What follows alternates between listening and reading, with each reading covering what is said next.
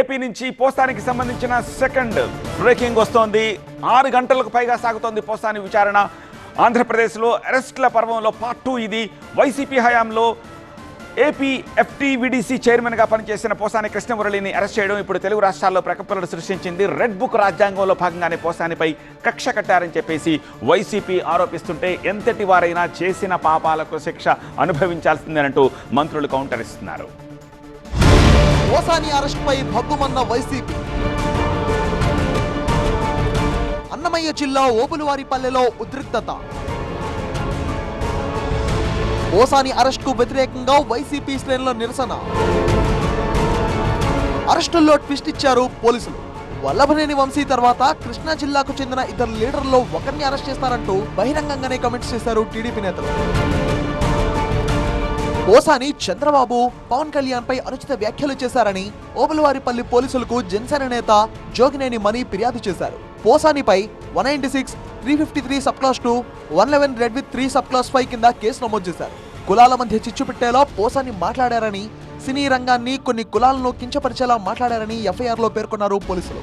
పోసానిని బుధవారం రాత్రి నాటకీయ పరిణామాల మధ్య హైదరాబాద్లో అరెస్ట్ చేసి ఓబులవారిపల్లి పిఎస్కు తరలించారు పోలీసులు. దీంతో ఓబులవారిపల్లి పిఎస్కు భారీ సంఖ్యలో చేరుకున్న వైసీపీ శ్రేణులు ప్రభుత్వానికి వ్యతిరేకంగా నినాదాలు చేశారు. అక్కడ కాసేపు టెన్షన్ వాతావరణం ఏర్పడింది.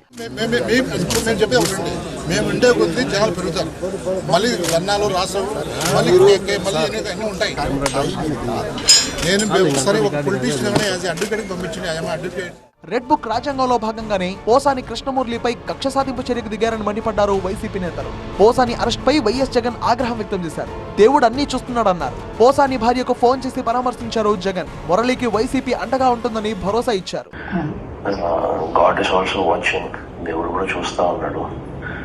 ఇంత నిరంకుశత పాలన అనేది it will not lost also. ధైర్యంగా ఉంటాడు. మొబైల్ అంతే జస్ట్ ఈ మాటలు చెప్తామని ఫోన్ చేసి ఆమె కూడా ఆ విషయం చెప్పు. వైసీపీ హయాంలో కారు కూతలు కూసిన వాళ్లంతా చట్టం నుంచి తప్పించుకోలేరన్నారు మంత్రి కొల్లు రవీంద్ర. అప్పుడు చేసిన పాపాలు ఇప్పుడు వారిని వెంటాడుతున్నాయన్నారు. ఎప్పటికైనా సరే అధర్మంగా ప్రవర్తించిన వాళ్ళు ఖచ్చితంగా అధర్మం వాళ్ళు శిక్షిస్తారు. ధర్మాన్ని కాపాడితే ధర్మం మనల్ని కాపాడుతుంది. ఇవాళ వాళ్ళు చేసినటువంటి పాపాలే. మరి గతంలో నోరుంది కదా అని చెప్పి మరి ఏ రకంగా వాళ్ళు మాట్లాడారు చూసాం. చంద్రబాబు నాయుడు గారి గురించి, చంద్రబాబు నాయుడు గారి కుటుంబం గురించి, పవన్ కళ్యాణ్ గారి గురించి, పవన్ కళ్యాణ్ గారి బిడ్డల గురించి, ఇంతకంటే దుర్మార్గం ఇంకోటి ఉంటుందా? పోసాని అరెస్ట్ రెడ్ బుక్ రాజ్యాంగం కానే కాదన్నారు మంత్రి అనగాని సత్యప్రసాద్. తప్పులు చేసిన వారే శిక్షార్హులన్నారు ఆయన.